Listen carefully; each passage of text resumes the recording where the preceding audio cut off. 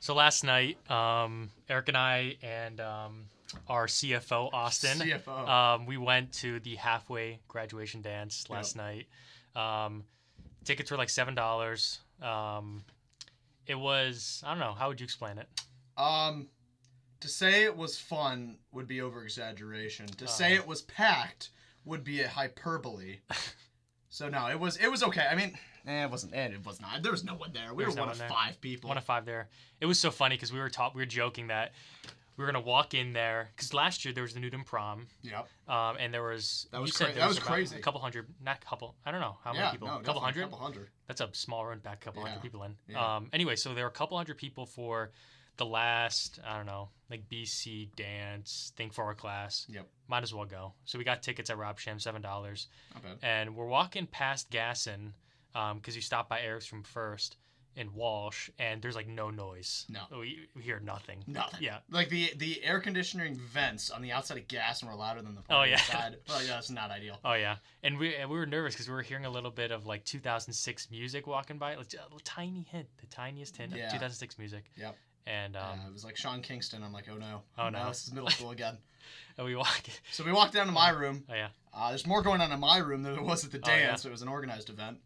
So I get dressed, I get changed, and we walk back up. We walk in through the doors of Gas in the front, and we look in to Gas 100 where the dance would be. And what do we see but pure black? There is nothing in there. There are purple lights set up to make it look cool. There's a DJ and nobody. And those glow sticks you get from middle school dances. Yeah, it was straight a prom that went horribly wrong. Oh no. Yeah. It was bad. We walked in there was 5 other people.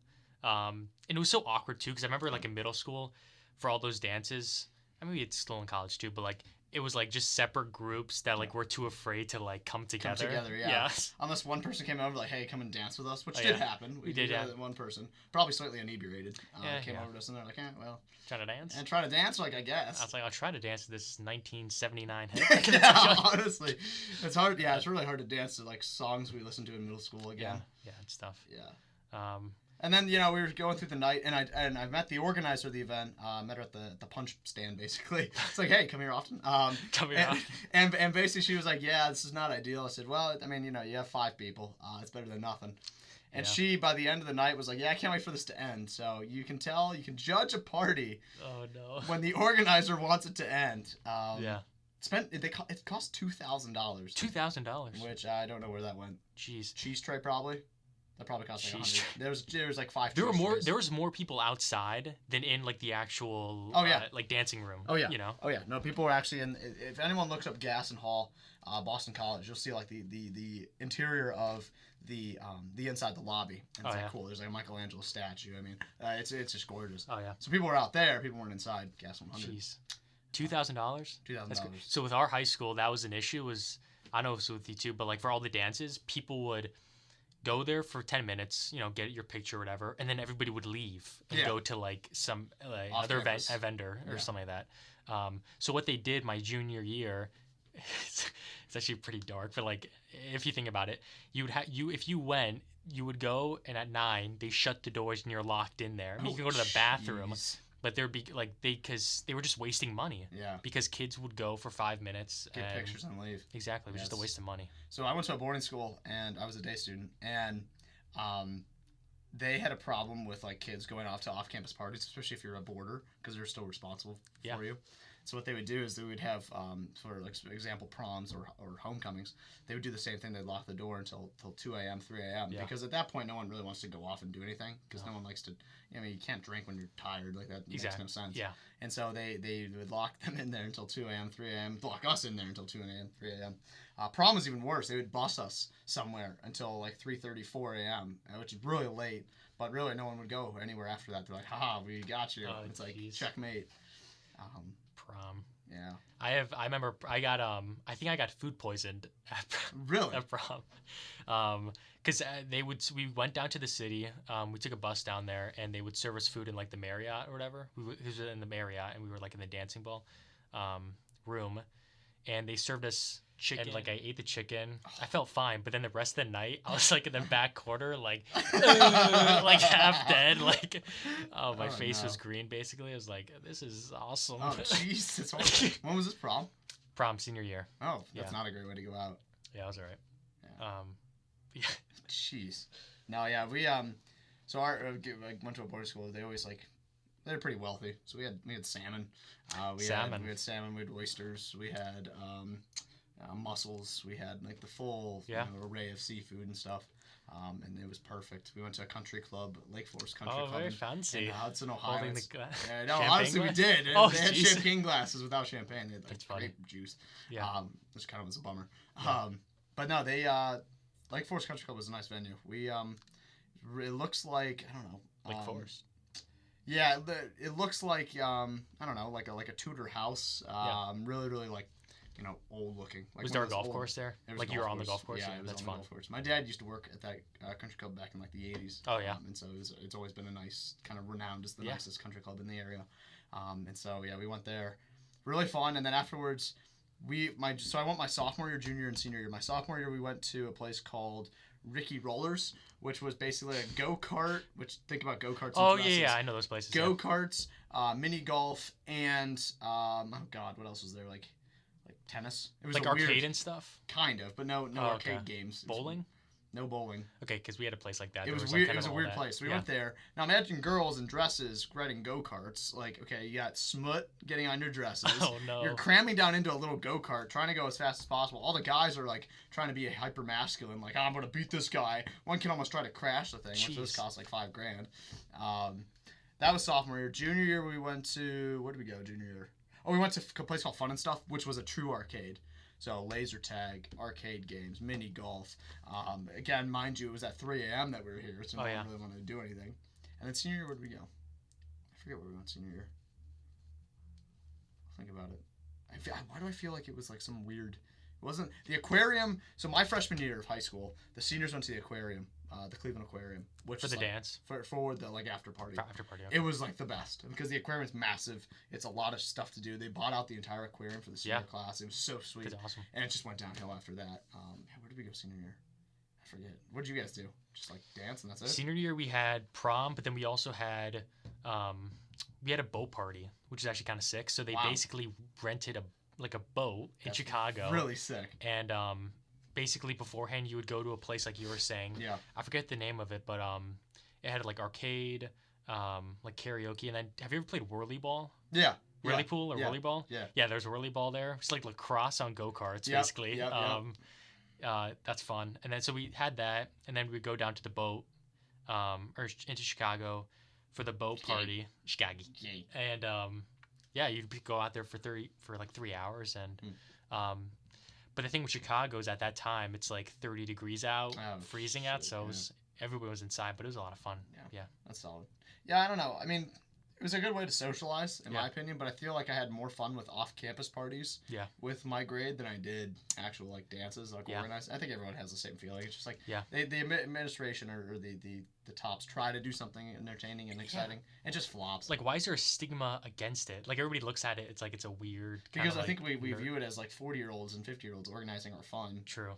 Especially in high school, we want to organize our own fun. Yeah. Now, obviously, that can turn dangerous, but I think for the most part, we get it right. We nail it. Yeah. I mean, like the dance last night. I mean, that was just a shame. Organized by kids, but for whatever reason, still had the same stigma.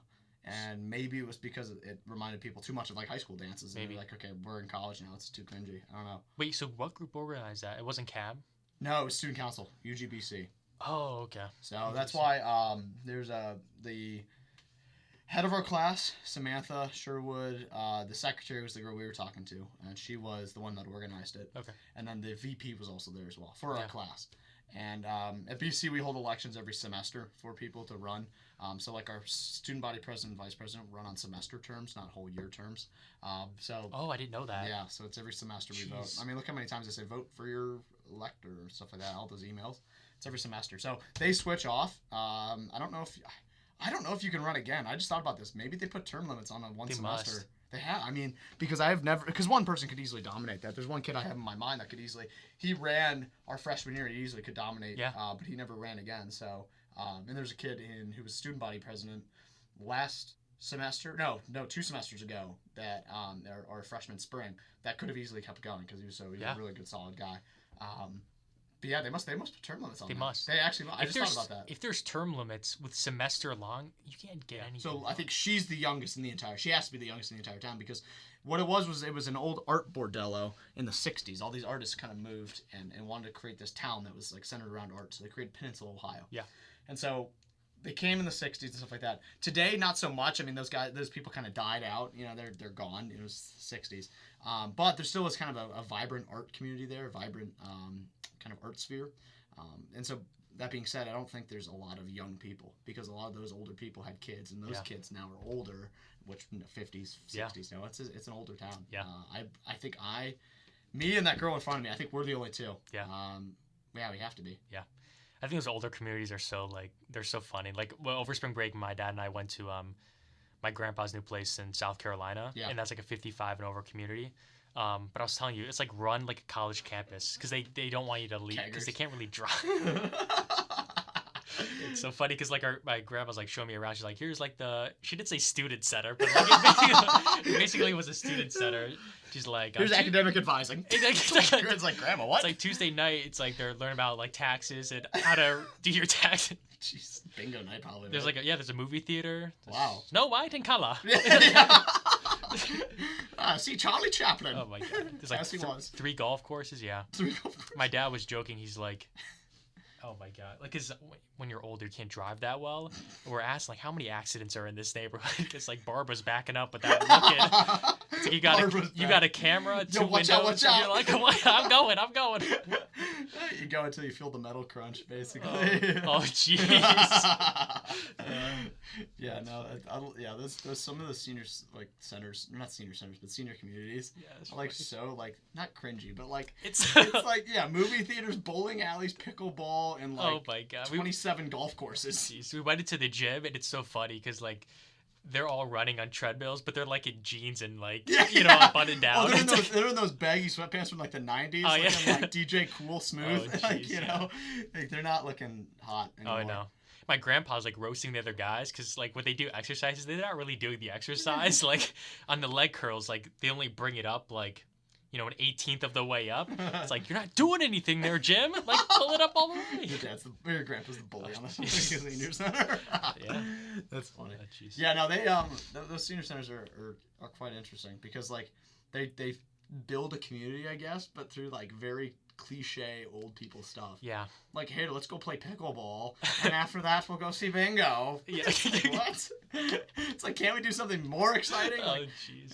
Yeah, barber shop for 50 cents. 50 cents a town. Yeah, haircuts. It's like, what? Yeah, there's a guy dressed up in a paperboy hat, selling newspapers. Did you hear the news? It's like, Lusitania sank. What? Lusitania sank. They're not that old. They're not World War I. Oh, jeez. Yeah, they like it though, right? They like it, yeah. Well, they used to live in Jacksonville, and it was way too hot in Florida. Like the summers in Florida are brutal. My other grandparents live in not Boca. They live in West Palm, which is near Boca. Yeah, right. No, that is. But they moved to South Carolina for the more mild weather. Yeah. And so like winter there is 50, which I'm fine with. That's not bad at all. Yeah, it's fine. Maybe at their age that's pretty bad, but yeah, I love that weather. Do you love that 60-degree weather? I love 60 and sunny, 70 and sunny. That's mine. I don't like hot, but I like cool. Yeah. Like fall and early spring, like right now. I have to say, it's meant to open up with. It's a very gorgeous day here at Boston College. It's like 60 degrees, 68 degrees, and sunny. It's like gorgeous, yeah. And we're both wearing t-shirts and jeans. Yeah. 3 levers of coats because we don't know when to switch. But no, I love that weather. There's a thing called snowbirds. They basically go from Massachusetts to North Carolina because they used to go down to Florida, but Florida the summers were pretty hot. Yeah. So they now go to North Carolina. So there's a huge old population in central and eastern North Carolina, and they're called snowbirds because they're obviously escaping the snow. But you look at like the demographic. There's like a band. I forget what the highway is. It's like 75 or something. It literally runs from the mountains in western North Carolina straight across the Outer Banks, and that whole demographic tree is just all old people. It's easily 65 and older, that entire band. Everywhere else is just pretty average, 40, 30, whatever average. But they all now flock down to North Carolina and Arizona. Yeah. I was talking to my parents about that. They said that they're looking to Arizona, like when they retire, Arizona, because I guess it's dry heat. Apparently. Okay. Yeah. Apparently it's dry heat. Yeah. I have a friend that goes to ASU, and he was telling me that for their orientation, before freshman year, they had to do it like, I don't even know how early. They had to do it in like March. Oh, wow. Because the summers are like 110 degrees, 115 degrees. But yeah. Yeah, no, it's hot, but it's dry. Yeah. That's why a lot of old people like it. Yeah. It's not, the humidity kills. Yeah. And you have stuff to do. You can hike and... Yeah, it's Arizona. It's pretty sweet, actually. Yeah. Golf. So, yeah. Yeah. Quick music break? Yeah, sure. Why not? All right. Keep it locked and rocking. Welcome back to First Stop. So after we played the Jackson 5, it was a horrible song placement. Actually, we were about to talk about the Michael Jackson Neverland. Yeah. I'm trying to think of, what was it called? Returning from Neverland. Hold on. It's the documentary that basically details Leaving Neverland. Yeah. Okay. Basically details Michael Jackson, his kind of darker side with Neverland. And I mean, I have thoughts about it. You have thoughts about it. Yeah, I didn't watch it. It's like it's on HBO. It's like a 4-part documentary. Right. I think each one's like an hour or an hour and a half. Basically, it breaks down 2 guys. They talk about their experience on the ranch, and it's been getting a lot of attention recently. One, because he's had that in the past, right? Like press about pedophilia, and then also people are kind of against it because he can't defend himself, I guess. Yeah. Like it's weird talking about it when he can't defend himself, but I don't know. I would like to watch it, but a lot of people are saying it's tough to watch. Mm-hmm. Yeah. So going off of what you were just saying, yeah, there's kind of like 3 arguments. One was he can't defend himself. Well, I think it's just ridiculous. Like, yeah, I mean, he's dead. Yeah. And he obviously can't defend himself, but it still doesn't mean we can't talk about this. 2 was people are saying it's a racial charge thing, like interesting, because they're going after a black man. Like I think that's just false as well. Oh, yes, I mean, right? I think that's just that's a horrible argument to make, that because we're gonna somehow defend a person because of their race, given they're culturally accepted. I'm sorry, it's just like, no, he is what he is. And then the third one was this is going against kind of the privacy of the kids who went on the ranch. And I thought, okay, well, that's fair. But a few of the kids came forward. I mean, many years later, and said, no, this is the case. But I mean, here are my thoughts on it. I mean, I always knew Michael Jackson had a sketchy side with Neverland, and the reason I knew this was I think after he died, about a week or 2 later, they were going through the ranch. Oh, it was freaky. I watched some clips of that. I think it was Anderson Cooper, or it was Don Lemon on CNN, and basically they were going through and they said, all right, we're going to go into this one closet in Michael Jackson's bedroom. It locks from the outside, and on the inside, they open up the inside and they go in. It's this really nice area, and there's like kids' toys in it. Why do you need to have a closet with kids' toys in there with a door that locks? I'm like, that's just disgusting. Even Anderson Cooper said this is just weird. Yeah, and his main bedroom door had like 5 locks on it. Yeah, it's like, why do you need 5 locks? And one of the things, so like he was like, it's a bad word, but he was really into kids. Like he liked hanging out with kids and stuff. Yeah. Like he liked childhood and youth and stuff. Right. And a lot of people are saying that he was into that stuff because he didn't really have a childhood, I guess. Because, he's in the Jackson 5, growing up, didn't have that experience. So I guess he likes having that youth and stuff. Well, his dad was so abusive. Like some of the worst abuse you'll ever hear. Yeah. I mean, beating him because he wasn't singing loud enough or singing high enough. I mean, it was horrible. His dad took away his childhood. And he kind of internalized that pain, and psychologists have always said, he definitely kind of fetishized childhood because he never had it and always thought it was wrong. Yeah. And so basically by doing that, he kind of fetishized childhood. Interestingly, so the 2 people in the documentary who are accusing Jackson of this, in their the previous court case, back, I don't know what year it was, but there's a lawsuit against Michael Jackson for the same stuff. Yeah. They were on, they basically lied under oath because they asked him, did he ever do anything to you? And they said, no. Wow. But the thing was is that they're basically arguing at the time they didn't know that it was like abuse. Oh, I see. That was the time when he came in the wheelchair. And I think in the documentary I was reading about it, he told him, if you tell anybody about this, like, you're going to go to jail. Like, we're both going to get, so it's like, you tell a kid that. It's like, Yeah, no, I thought his music was solid. I always liked his music. And obviously it's not taken away from him as an artist. But I always thought he himself was a flawed and deeply scary and kind of, horrendous man for doing stuff like that. I mean, it's just, you can't defend actions like that. And of course, yes, he got off in that court case, and he was fine and stuff like that. He faked an injury, so he would come in, the jury would see that, Michael Jackson's like a little sickly old man kind of now. And that's why he was in the wheelchair and stuff. It was to play the jury.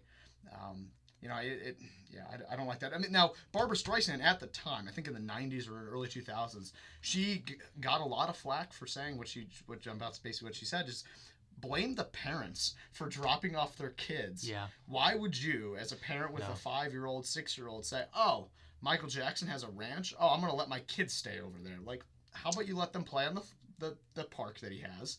And then you take him home at night. Why do you have to? And she said that, and people, oh, come on, you're being racist, you're being homophobic, and stuff like that. Interesting. And she was like, no, I'm not. She's like, blame the parents. And they're like, oh, you're blaming the victim.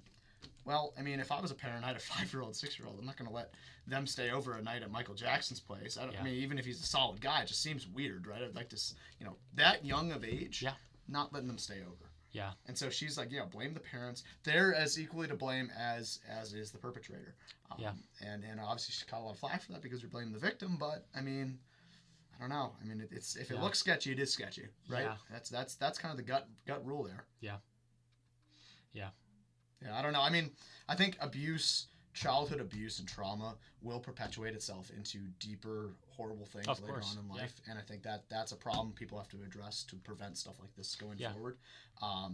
Michael Jackson and other examples, but I think just people have to realize this is wrong, and whether he had trauma in the past, Michael Jackson had trauma in the past as a childhood, he still committed acts that were probably not great. And I say probably because this is all speculation. I don't want to say he was, because obviously it's not in the court of law and it's not proven.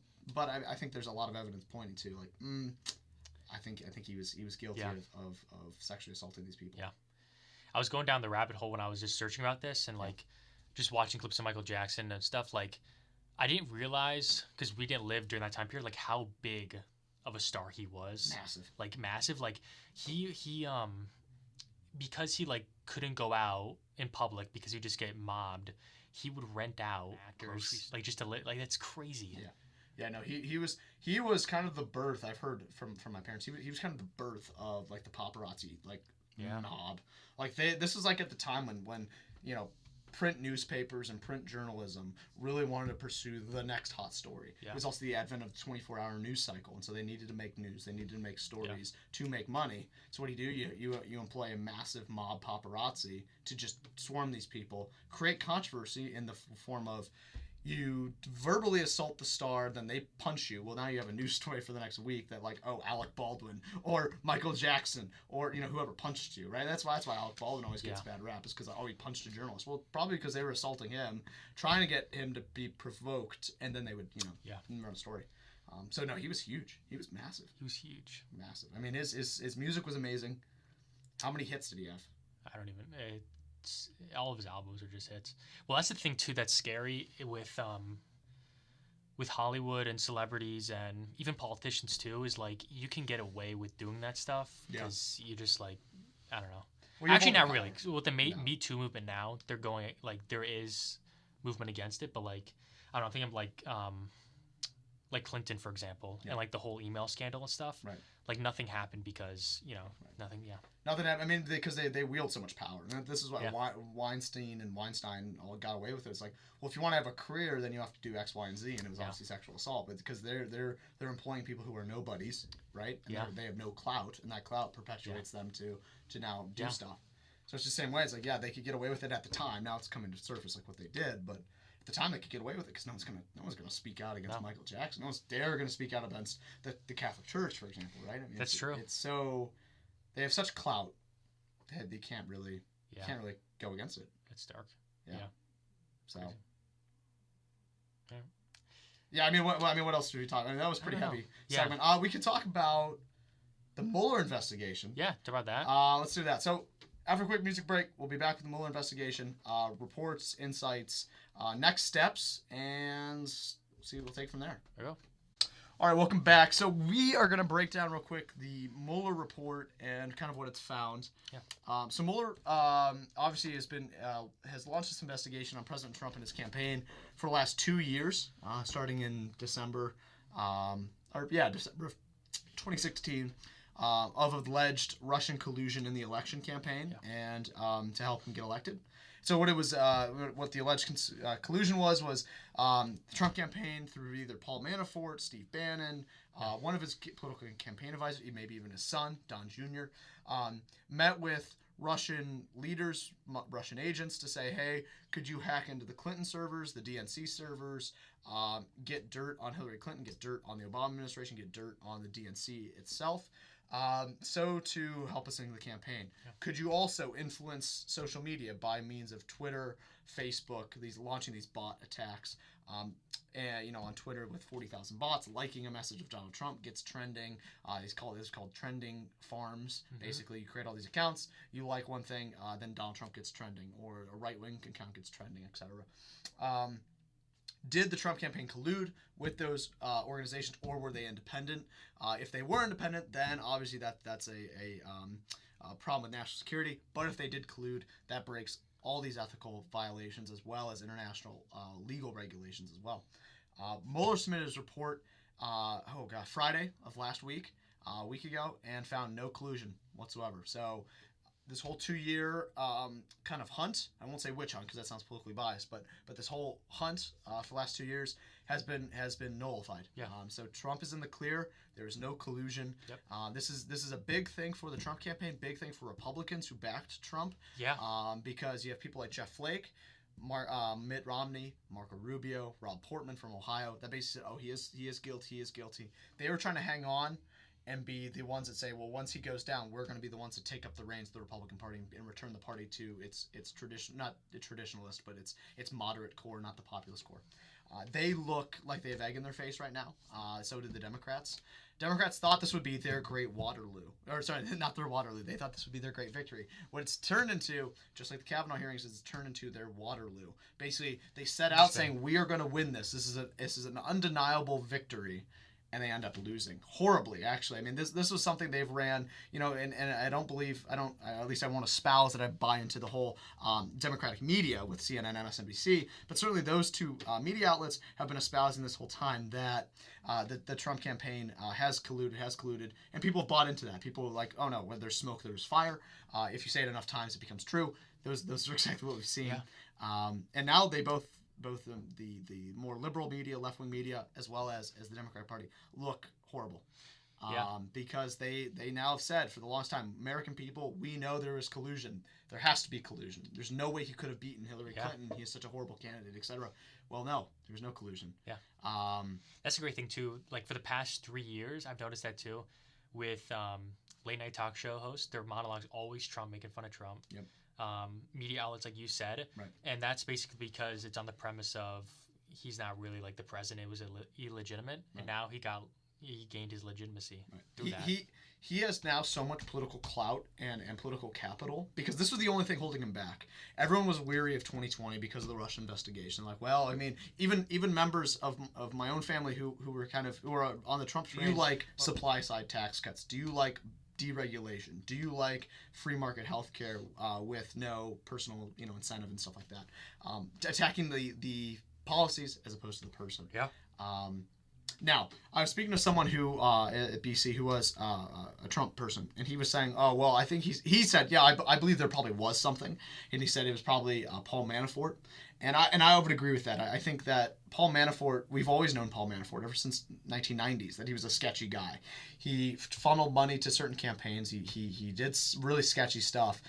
So he probably was the guy, if anything, that did probably connect with Russia. Obviously, that was not found in the Mueller report. But probably President Trump found out about that, then campaigned Trump and said, no, you're gone. Because we all forget Paul Manafort was fired halfway through the campaign. We don't know why, but he was fired. Was it because Trump found out, hey, you have sketchy dealings with Russia? No, we can't have that. We have to keep everything above board, and we have to keep everything legal. And if that's the case, that only solidifies his sense of a kind of a character, which many people have always tried to assault. Always stands for family values. Yet is he much of a family man? That's a lot of complaints is from Catholics, at least. He's not much of a family man. So no, this was a big week for Republicans, big week for conservatives, big week for the right wing, and big week for President Trump. Kind of everything he embodies. Those things I mentioned is kind of like where he's at. So he's now employed a team to go after. We're going to now attack healthcare. We're going to attack trade with China. He's going to go back to what he campaigned on. The wall is going to be built. The Dems could not overturn his veto of their blocking of his executive order, so the wall's going to be built. So all of this stuff is coming to fruition. Yeah. Democrats, this could be very problemsome for Democrats in the next 10 years. And I say 10 years because I don't know how you recover from a horrible loss like this. If you're thinking from a very educated, more liberal mindset, you're like, well, how could a person like Trump, who swears, who says stupid things, who kind of embodies like the hillbilly right kind of thing, thinking from a liberal perspective, how could he possibly win? We could easily beat this guy. We just have to show the American people we are the educated party. We are the calm party. We are not the hot button populist party. And I think they lost that, and which is sad because if I was a Democratic strategist, I'd be like, "Holy shit, we just lost against a guy who probably would have been the easiest target 20 years ago. Now we've lost." Yeah. Kavanaugh was a blunder. The Mueller report was a blunder. Obviously, it's not done yet. William Barr, the Attorney General, has to submit the report to Congress so they can come over it. And it goes public in April. Public in April. So, but it's done. Yeah, it's done. I think 2020 is looking very solid for President Trump. Well, he can now do what he wants to. He could always do what he wanted to do, but now he won't get the backlash. I guess it took him 3 years, but yeah. Well, he always had Russia hanging over his head. So notice in, I think, 2017, there was so much anti-Russia legislation he had to pass through. He had to. Because if he said, no, I'm blocking this, they're like, oh, see, now you're colluding with Russia. You have Putin in your back pocket. Oh. So he was caught there. He was pigeonholed in those regards. So now he's free to kind of do what he wants. And to be honest, I don't see why we have to make enemies of every single nation. This is kind of the paleo-conservative coming out in me. Why do we have to be enemies with Putin, with Germany, with Latin America? Yeah. Why do we always have to create enemies? Why can't we just go along to get along and say, you know what, we're not going to pursue perpetual war for perpetual peace. We're going to go forward and say, Russia may be violating democratic stuff that we stand for, and we'll help them correct that. Being somewhat authoritarian, being this. But why do we always have to go to war with them? Why do we always have to create a Cold War with them? And I think he can really solidify and say, no, we are going to heal relations between us and Russia. Like he said in the campaign, that's what kind of pressed people to say, wow, he must be colluding. Or is he just trying to say, no, why do we fight all these wars with these people? Why do we need enemies all the time? Yeah. And that's just helping people out to self-actualize, not free market. I don't know how you get all those types of people together. Yeah. So it'll be difficult for him. I think Trump has it in the bag as of right now, unless something big comes out. Who knows? 2 weeks is a lifetime in politics, so obviously 2 years is a lifetime, is an eternity. So yeah. Yeah, there you go. March Madness too. Yeah. The big shift, but March Madness. I was talking to Minnow, who's on the podcast a few days ago about this. There hasn't really been any upsets this March Madness. It's been pretty calm. North Carolina, I guess, was the big one. Biggest. But Duke they could lose next round. Yeah. Yeah. No, I had them losing to BT last night. Oh man, they should have won that. Wide open, tap in. It was horrible. But yeah. No, that was literally alley-oop right to you. I really think you should have won. Auburn beating UNC by 17 points. I think that's the biggest upset we've seen all year. Besides that, though, no upsets. Yeah. All the 1, 2, 3, 4 seeds made it to the Sweet 16. Okay. There's no upsets. Oregon was the only really one that could have been the crown stealer. Yeah. They got out. I'll check the bracket right now. Yeah, we're in a bracket. So you're right. There is a random guy who joined us. Yeah. Robbie One Herb. If you're out there, ESPN fan 316-099-8691. I feel like I'm reading out a telephone. Yeah, really. Oh, yes. He's actually doing pretty well. Cozy 6, you're still in the lead. There you go. You have 700 points. I had Duke in North Carolina, in the final. I had Duke and Texas Tech. I think there's a pretty big take with Texas Tech in the Final Four. But they look nice against Michigan. So Texas Tech against Gonzaga. Yeah. That Purdue game was fun to watch. Yeah, it was. That was fun. Yeah, it was. Yeah, my sister's she's visiting for schools right now, and she really likes Purdue, so she was rooting for Purdue. Yeah. Yeah, that was a big one for Purdue. That's solid. Yeah, there haven't really been any upsets. It's been really calm. March Madness. I don't know if that's good or bad. I mean, I think people expect upsets anymore, just in anything. It's just like people want constant constant simulation. So like they feel cheated. Yeah, especially from last year with Loyola Chicago going to the Final Four. It seems definitely a step down, but I don't know. No, that was nutty. Yeah, that was nutty. fun. Sister Jean. Oh, jeez. Well, we were walking around Chicago during the Final Four, and there's Loyola banners everywhere. Really? Not just like where the school is, but like, it was their crazy. admission rate dropped, meaning there was more applicants. It dropped like 3%, which meant there were like that many more applicants. Which is crazy. That's how it was for Villanova too when I applied. Just dropped like crazy. Yeah. Quick music break, and then we'll maybe conclude the podcast for Might today. as well. All right. Just keep it locked and rocking. That was fun. That was fun. It was good to be back, I'll tell you that. Yeah, I like it. It's, even though we only have 5 listeners live, we have, maybe 12 on SoundCloud. Yeah. It's good to be back in the studio because it feels more like home. Yeah, no, I agree with that. Yeah, I thought it was pretty solid. We covered a lot of topics. Deeper topics, heavier topics, light topics. Yeah. Fun topics. I think what we should start doing is making a post on Instagram or on our story and just ask what people want us to talk about. Because we just talk about anything now. Yeah, honestly. So definitely shoot us an email at firststopofficial@gmail.com. Check out our website, www.firststopofficial.com. That's right. We'll be updating the blog again. We have to. Dave, one of our sports writers, is going to be adding a lot. We'll probably have Dave on next week or the week after. Pretty awesome guy, pretty solid dude. What else do we have? Oh, Instagram. Got to hit us up on Instagram. We have fire takes, fire content, First Stop Official and Instagram. Or is it just First Stop? Yeah, First Stop Official. Everything's really official. It's official. It's official. We have we don't have a Twitter. That's Twitter. We have a SoundCloud. We have iTunes Podcast is where you'll find us the most. Yeah, First Stop Official. First Stop Official, iTunes Podcast. We used to have a YouTube channel, and Jacob got deleted. Yeah, because I was spamming people saying, check out our channel. Check out that channel. But we will have a YouTube. I'll make it today because we are recording our podcast still with videos. So check us out, our First Stop Official on YouTube. We'll probably make a post with the link. But, yeah. Check it out. Well, we'll see you at the next stop.